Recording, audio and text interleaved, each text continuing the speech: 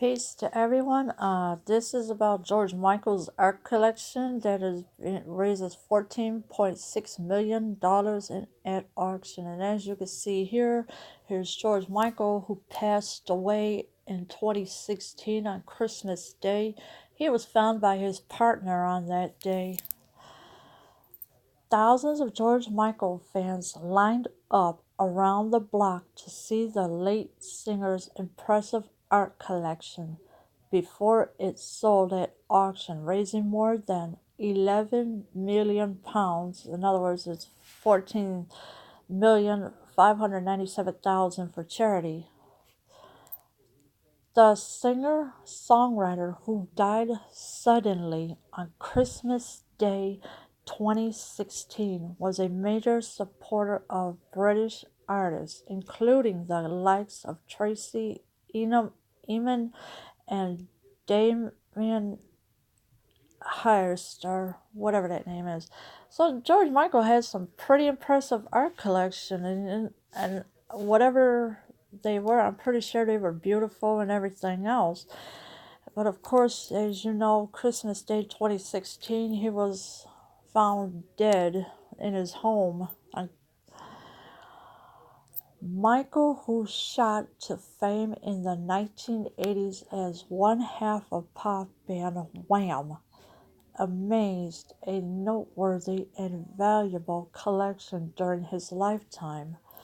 After his death, aged 53, which an inquest attributed to natural causes, stories emerged in the British press of Michael's largely unpublicized but extensive support for many charities. So yeah, he was 53 years old. He died of natural causes. That's what caused him to pass away. And he was supported by many people, and of course he'd done a lot of charities. Proceeds raised from the exhibition's world tour, which took in New York, Los Angeles, Hong Kong, and Shanghai, and a special multimedia exhibition in London, will now enable his philanthropic work to continue. Excuse me if I can't pronounce words right, but don't judge me. Yeah, so these places like New York, Los Angeles, Hong Kong, and Shanghai will have a special media exhibition on his work in London.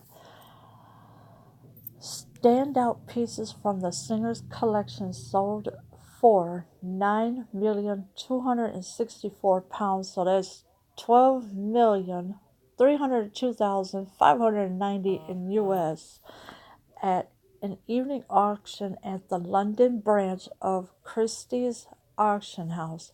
The balance was raised by online sales. So pretty much everybody was going online, putting their bids in, and figure out how much they can afford, and what kind of art it is, or what they could do to help buy his art. Born Georgios Krajovs's pen, I can't say that name, so I'm sorry. In London in 1963, Michael, whose biggest hits include Careless Whisper, Last Christmas, and Fast Love, collaborated with many global stars including Aretha Franklin, Elton John, and Luciano Pavarotti. Excuse me for the words if I cannot pronounce them right.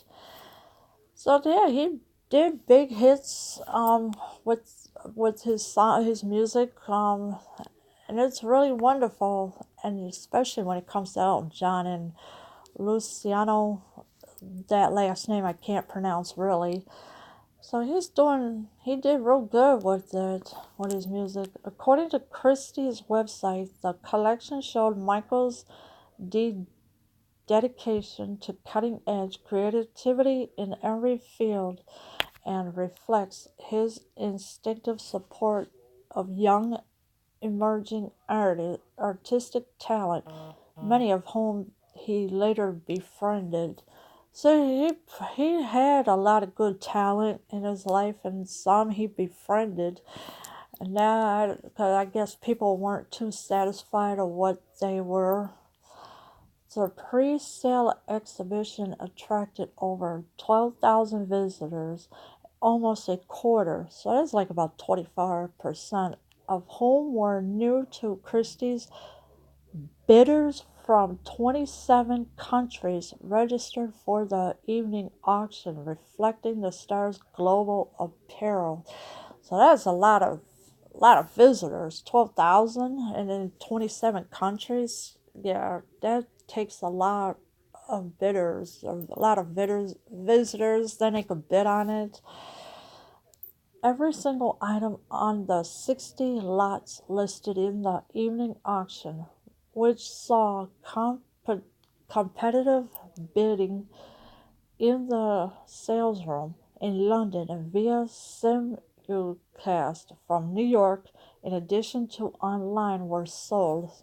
Everything in that part was sold. The 60 lots listed. Kristen Albu, co-head of post-war and contemporary of Christie's, said, "It has been an honor to have been entrusted with the George Michael Collection, a celebration of creativity and adventure, representing an extraordinary period in British culture." So everything it was wonderful. It turned out great. And they did, and it was an honor to them. And as you can see down here, here's a picture of all the flowers. Somebody putting a flowers there for in front of George Michael's home when he was found on December 25th, 2016. George Michael's trustees said they were delighted with the outcome and added, philanthropic, or some kind of word, work was hugely important for George during his lifetime, and it was his wish that this work would continue after his passing. So he made a final wish for his work to be continuing after his passing. So that's what he wanted for everybody, to make sure everything gets out and for his work to come to it to be continued. Jim Lambie's Careless Whisper set a world auction record, selling for £175,000, and in US it's $232,400, over 10 times its pre-sale estimate. So that's a pretty good record selling right there with that much amount of money. Further funds were raised by the sale of catalogs and limited edition tote bags, which raised in excess of £250,000, and in US is $332,000, for Michael's ongoing philanthropy, or some kind of word like that. So yeah, it was pretty good that he had an ongoing sale for that, but everything is being raised for him and that. The sale was led by two iconic Damien Hirst form, I can't say that word, works, The Incomplete Truth and Saint Sebastian, Exquisite Pain. The artist's powerful restaging of the image of the Christian, my I don't know that word, and gay icon, which together raised £1,786,500, and in US is $2,372,368. So that is a pretty big, steep chunk of change there. The collection also included several pieces by Tracy Emin, who, according to Christie's, was probably the closest artist to the singer.